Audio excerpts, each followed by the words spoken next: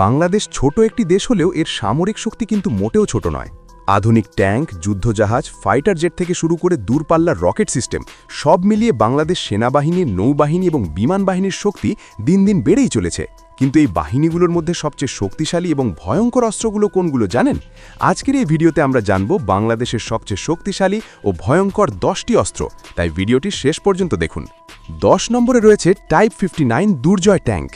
বাংলাদেশ সেনাবাহিনীর সবচেয়ে শক্তিশালী ট্যাঙ্কগুলোর মধ্যে এটি অন্যতম। এটি মূলত চীনের পুরনো ট্যাঙ্কের আপগ্রেড ভার্সন। এই ট্যাঙ্কের বিশেষত্ব হল অনেক দূর থেকে শত্রু ট্যাঙ্ককে নিমিষেই ধ্বংস করে দিতে পারে।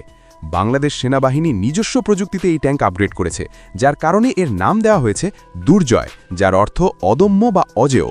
এই ট্যাঙ্কের ওজন প্রায় 36 টন এবং এতে 4 জন ক্রু কাজ করে। এরপর 9 নম্বরে রয়েছে FL-3000N। বাংলাদেশ নৌবাহিনীর যুদ্ধজাহাজে ব্যবহৃত অন্যতম গুরুত্বপূর্ণ প্রতিরক্ষা ব্যবস্থা হল FL-3000N মিসাইল সিস্টেম। এটি চীনের তৈরি একটি আধুনিক নৌবাহিনীর এয়ার ডিফেন্স মিসাইল, যার মূল কাজ হল যুদ্ধজাহাজকে শত্রুর বিমান, হেলিকপ্টার এবং অ্যান্টিশিপ মিসাইল থেকে রক্ষা করা।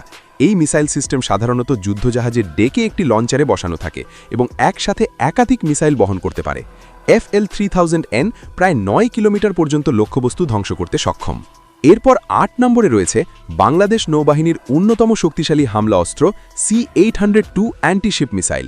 এটি চীনের তৈরি আধুনিক দূরপাল্লার মিসাইল, যা যুদ্ধজাহাজ বা শত্রুদের জাহাজ ধ্বংস করার জন্য ব্যবহৃত হয়।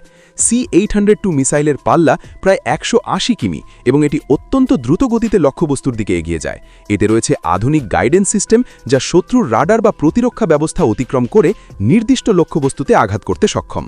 এরপর 7 ও 6 নম্বরে রয়েছে বাংলাদেশ নৌবাহিনীর অন্যতম শক্তিশালী যুদ্ধজাহাজ বিএনএস প্রত্যয় এবং বিএনএস স্বাধীনতা। এগুলো স্টেলথ করভেট ধরনের যুদ্ধজাহাজ। এগুলো মূলত সমুদ্রের মধ্য দূরত্বে নজরদারি, প্রতিরক্ষা এবং আক্রমণ কার্যক্রমের জন্য ব্যবহৃত হয়।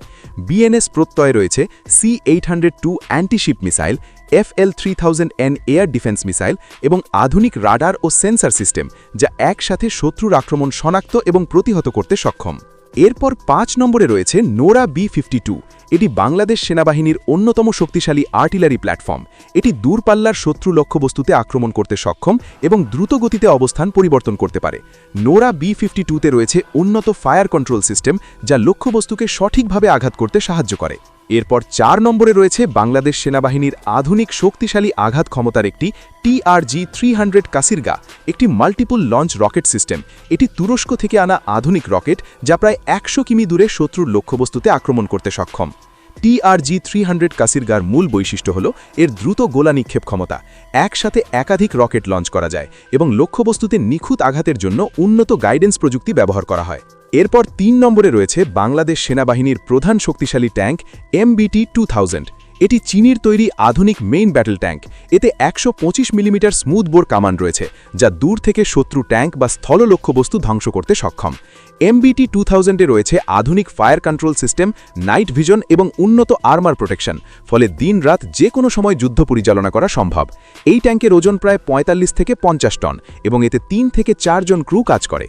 এরপর 2 নম্বরে রয়েছে বাংলাদেশ বিমান বাহিনীর অন্যতম আকাশ যুদ্ধের শক্তি F-7BGI, একটি আধুনিক ফাইটার জেট। এটি চীনের তৈরি, দ্রুতগতি এবং চটপটে পরিচালনা ক্ষমতা সম্পন্ন।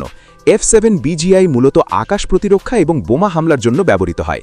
এই জেট দিয়ে বাংলাদেশের আকাশ সীমা রক্ষা করা হয় এবং শত্রু বিমান বা হেলিকপ্টারকে দ্রুত শনাক্ত এবং ধ্বংস করা সম্ভব। এরপর 1 নম্বরে রয়েছে বাংলাদেশ নৌবাহিনীর সবচেয়ে শক্তিশালী ও গোপন আক্রমণক্ষম প্ল্যাটফর্ম মিং ক্লাস সাবমেরিন।